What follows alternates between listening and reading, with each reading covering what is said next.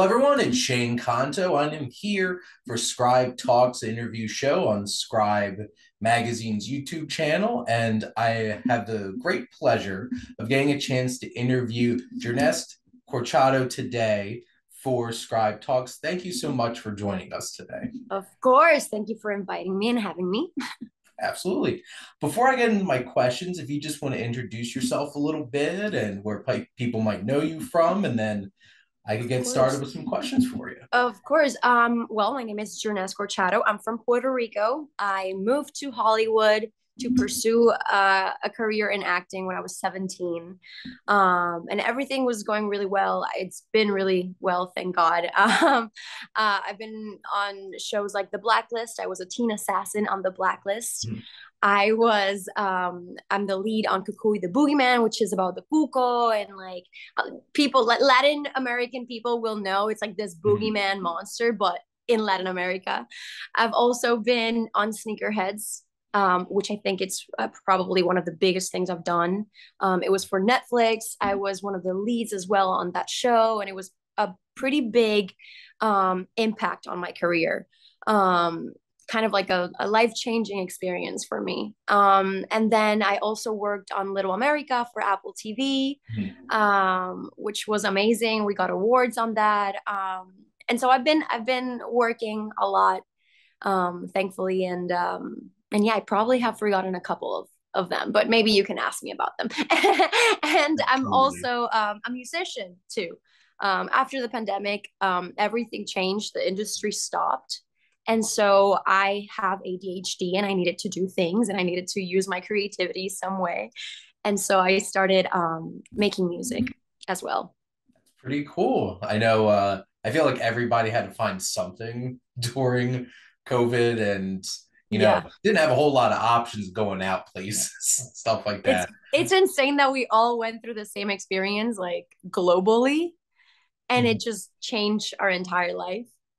And somehow Very, I feel like we're back and I think things are very normal now, but I think that if something didn't change in you, then there's no point. I think that something had to change in your life, or in your spirit. yeah. I feel like if something didn't change, you probably weren't doing much outside to begin with. Yeah. But, Or yeah. Or at home. it's funny because I have some friends who are like, I'm loving this. I don't have to interact with anybody. Just like, there you go. But I do want to say I watched Sneakerheads on Netflix and I really enjoyed the show a lot. And I'm a huge fan of Little America and wish more people would check out that show. Wow, thank you for saying that. I appreciate that because it's like it's honestly one of the best shows I've seen. Not just because I'm in it, but also because of everything. It's just Yeah. a beautiful show in all ways and forms. And but no, not that many people know about it.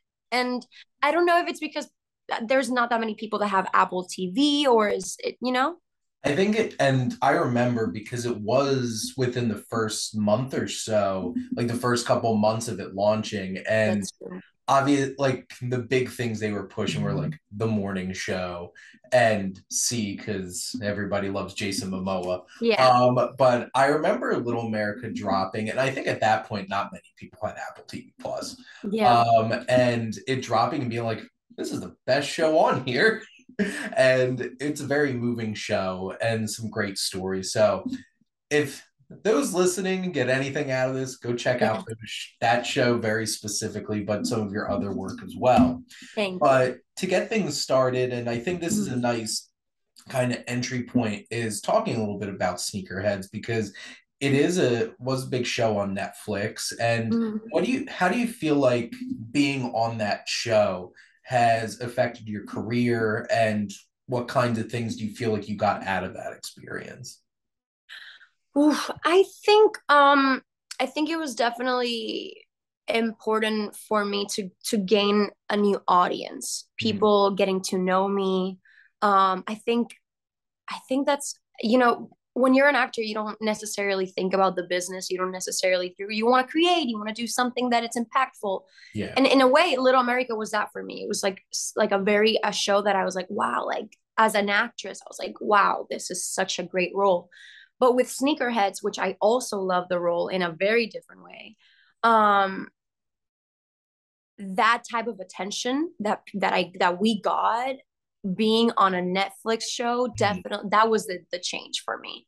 It was definitely getting more people to know me. But the thing is that they loved my character so much that people, whenever they meet me, they are expecting Nori.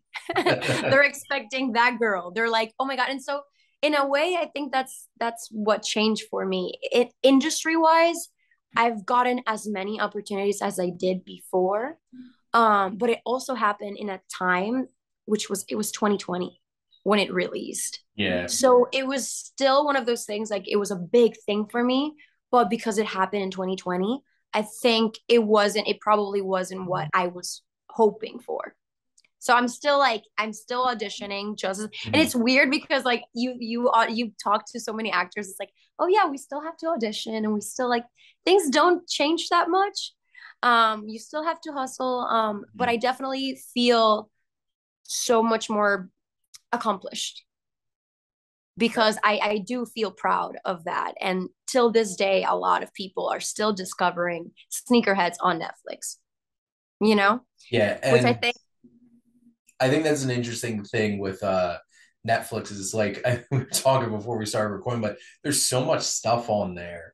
And yeah, just the nature of Netflix and binging, like if somebody just has Netflix, they're eventually gonna pop up on different stuff because it's like you just binge through everything else and complete. that kind of thing. And it's interesting you brought up like the auditioning and stuff like that because like unless you're like one of the most famous people in the business, I feel like it's like people don't just hand you roles and come to you with stuff. So They don't, and I'm very honest with that. I always, even in my socials, I always like to talk about the journey. Like my name is Jearnest Corchado, and I've used like Journey as like my nickname. And I always talk about the journey, like this is the journey, because I feel like people are so used to, especially before social media happened, people were so used to like discovering actors.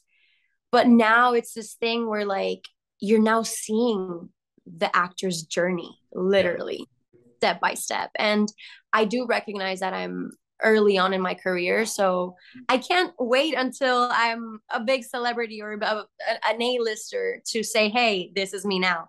I Yeah. have to kind of take my audience with me and be like, hey, like join me through everything, through the ups, through the downs, through everything. And you brought up something very interesting too, because it's like I think you realize you make it at a certain point when people come up to you and you're like, you're a different person than you are, and know that character and stuff like that. But you bring up an interesting point with social media because Mhm.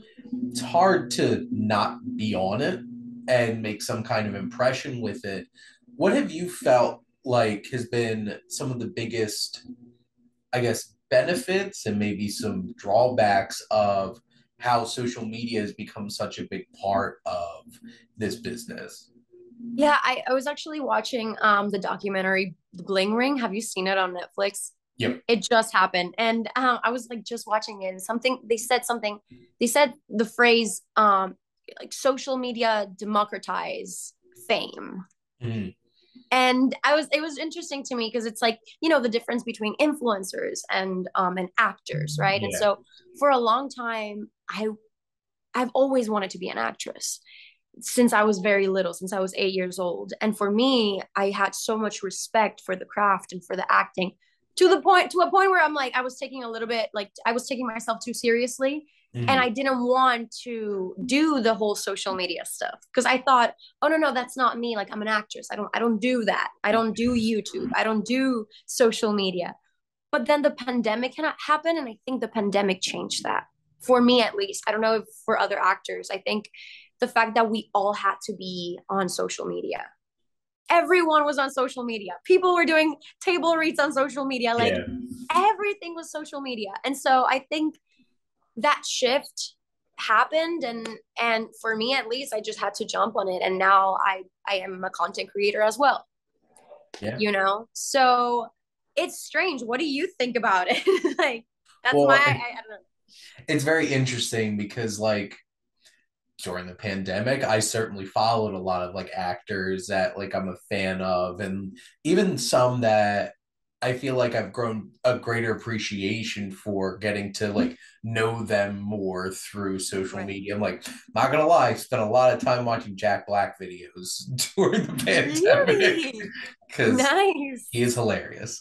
And like being able to be let into somebody else's experience, and like this is kind of an offshoot, like technically they're not actors but pretty much are. Like I'm a pro wrestling fan, and there's Mhm. definitely some of the performers that I've follow, and getting to see them in a different light in terms of that is, it's like there's some that I like more because I've gotten to see them outside of like the ring, Yeah. behind the outside of the camera eye and stuff like that. And do you think like because this is something that I'm experiencing, Mhm. do you think that you are more prone to watching a movie if you know the person more? Like, let's say if you know my personality more, because this is something that this didn't used to be like this. No. Celebrities had this mystery, actors had like, you know? Well, and I think, like, to answer your question, yes, I think I am at this point, especially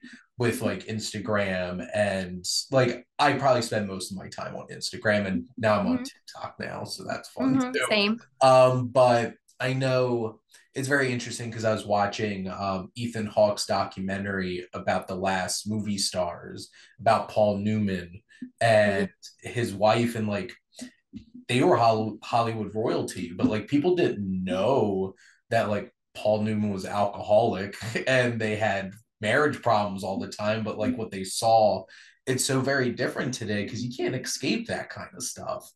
And it's always watching.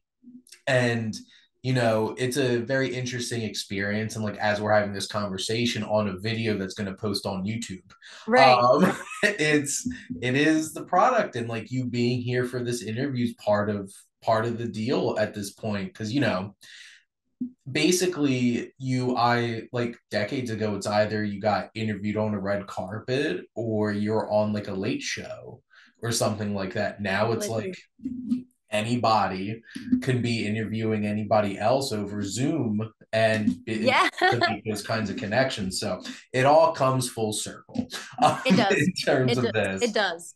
And I guess getting back to something that maybe you feel more personally about, and I feel like I might know your answer to this question as what we've already talked about, but has there been a role that you feel like you've really connected to personally that means a lot to you?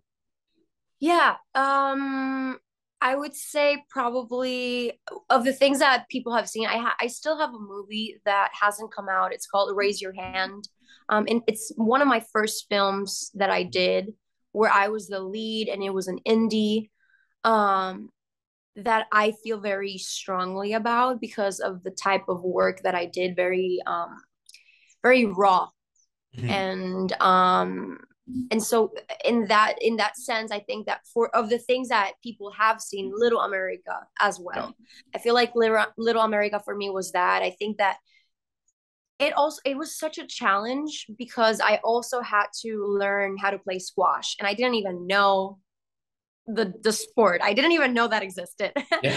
And so for me to like get chosen for the job and have to prepare for, let's say, 8 days before we started shooting and kind of like show not only my acting skills but also everything else that came with it, like the sports part, the training, the psychology, like the psychological part of her, everything. Just like I felt very connected to her, especially because she's a Latina. She's Mhm. an immigrant. It's an immigrant story. It's about following her dreams, about not necessarily winning all the time, Yeah. but still, being persistent and still being determined. And I think that role particularly was like the closest to me in that sense. She is someone, and it's based on a real story. I met Reina, which is Reina Pacheco is Marisol. Um, so it was great. I really love that. I love to we really need, as Latinos, we really need to see ourselves in that light as well, like as a girl or as a woman or as a person who is striving for more, who is ambitious, who is a hustler. So I definitely like love that for that reason. So I think one of the things that stood out to me most about Little America, and particularly the time that it came out, is I feel like a lot of people in, especially in America, have forgotten that all of us at some point in our lineage have been immigrants for the most Completely. part to here. And I know, like, for me personally, I never got to meet my great grandparents on my mother's side, but they were both immigrants from Italy. And Wow. I'm from New Jersey. I'm an Italian American from New Jersey. So there you go. But like my grandfather, who I grew up in the same household with, like I grew up in a three-generation household, and Mm, his parents were immigrants, and he was the first one to speak English in his household. wow. And they didn't like his name when he went to school, so they tried to change it. And because I believe his original name was Venizio, and they tried to change it to Vincent. My great grandmother's like, I don't like that. You're gonna be James. And to everybody who's James Delali his whole entire life, but no, Yes. that wasn't his legal name Well, at that's, all. it's funny because when I was working on it, I didn't know much. At first it was called Dream for some reason, or I don't know if it was like the secret name, or Yeah, it was going to be called Dream. Which makes sense still, but when they were explaining it to me, it's like, well, it's Little America because within America there's so many little towns yeah, and so I was like, oh yes, this makes so much sense. Like, thank you. Like, Little America has that impact, and like, it's a show that, and I think that they're gonna have a second season. So hopefully, with the second season, yeah. they give that that recognition for it. But I look forward to checking it out when it comes around. Yeah. But now, Jonas, who are some of your biggest inspirations? So you mentioned like you wanted to come and become an actress. Do you have any Hmm. specific people who inspired you to want to do that? Yeah. So many people. Um, you know what? For some reason, and she's not given enough credit, but Jennifer Lopez for me was a big one because I saw her and I didn't think as a little kid.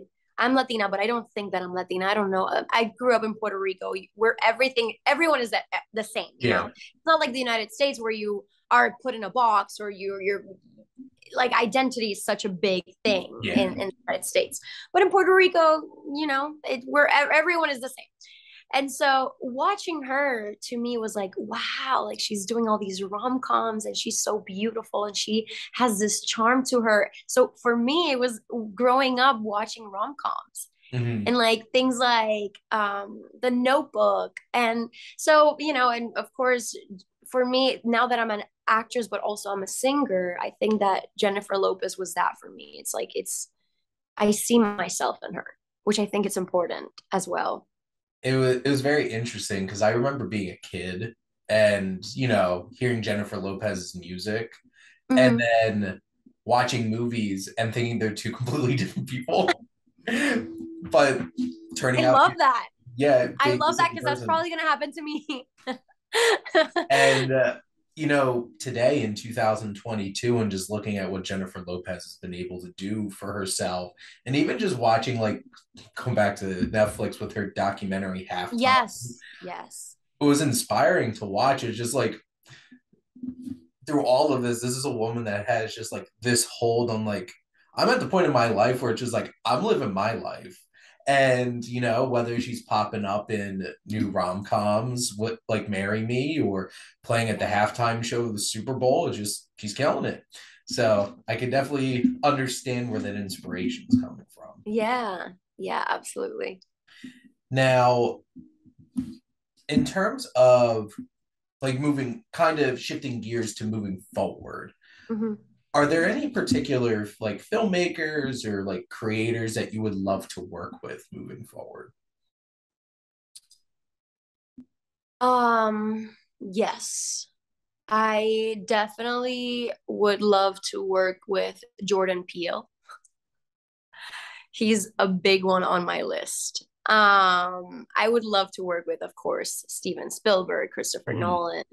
Um, I think that's a dream, to Yeah. be with James Cameron. Like, imagine, one of the things that I've been like, I'm like, oh my God, I don't know if they're still auditioning for Avatar, but I would love to be Zoe Saldana's, family. Like, Yeah. the fact that, oh, that's another one.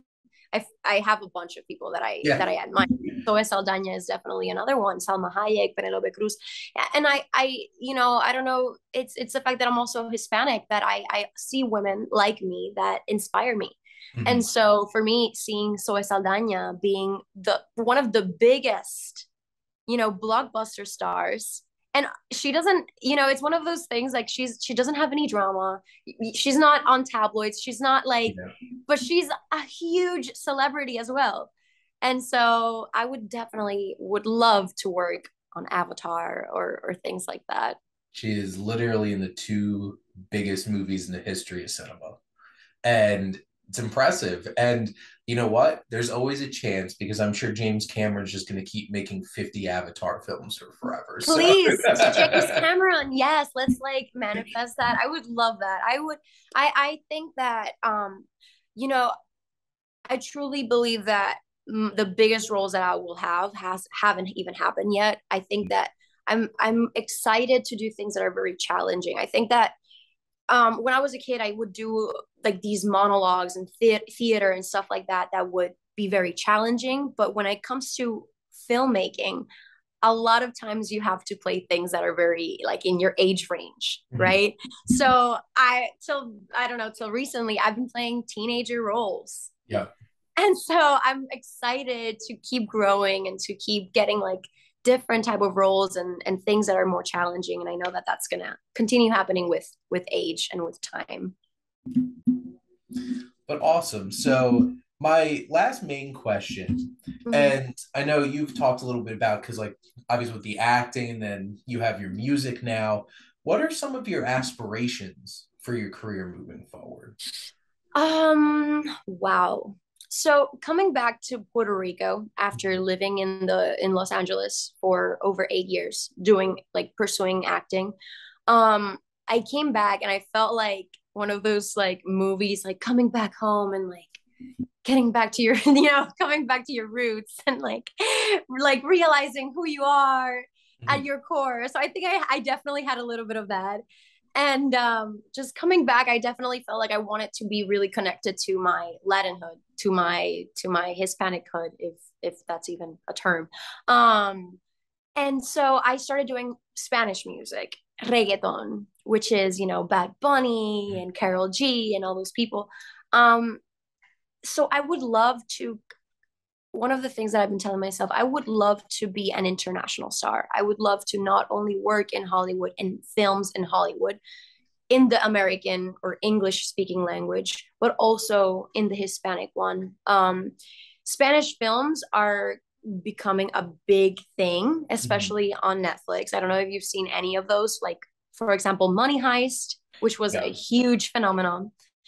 And so I think I've realized, like, before people would only go to Hollywood because that was like everything, that's where you made it.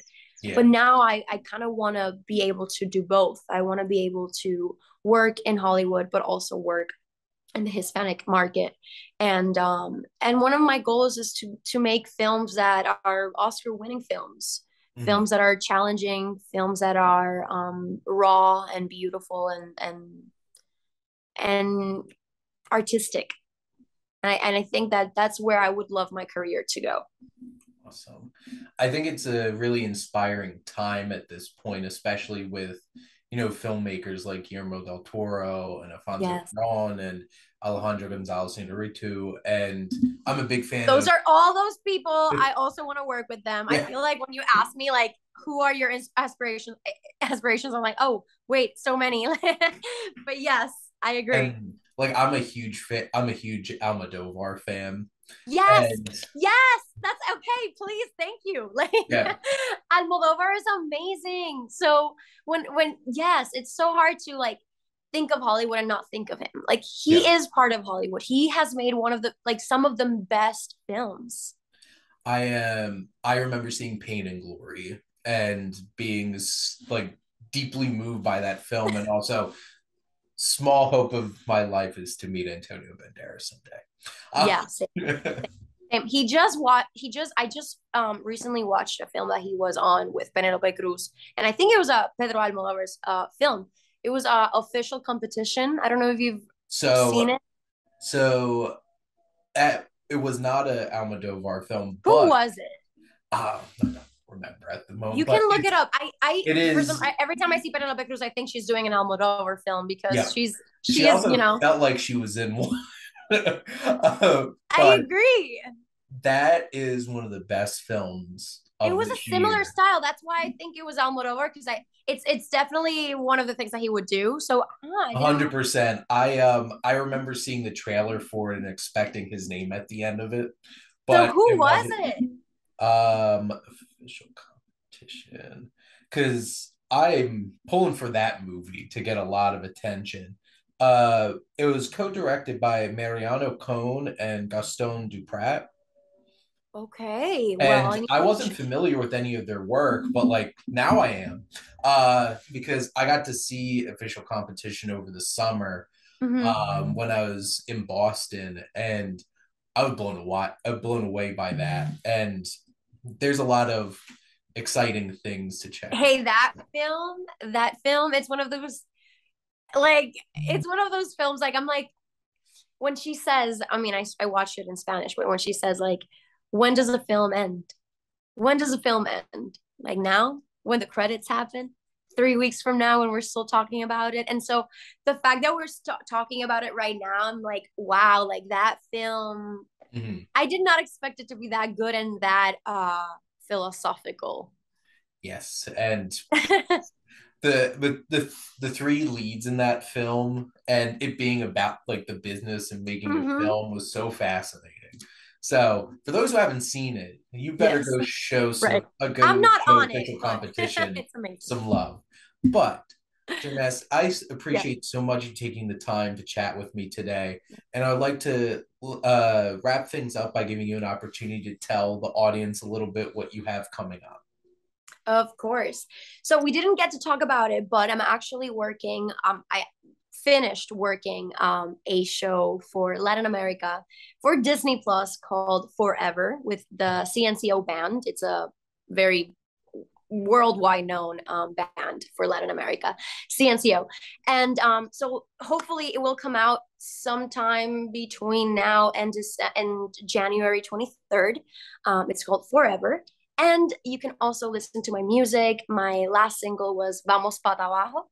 And people can find me on Jearnest Corchado everywhere on all platforms. And yeah, and listen a little bit more. Awesome.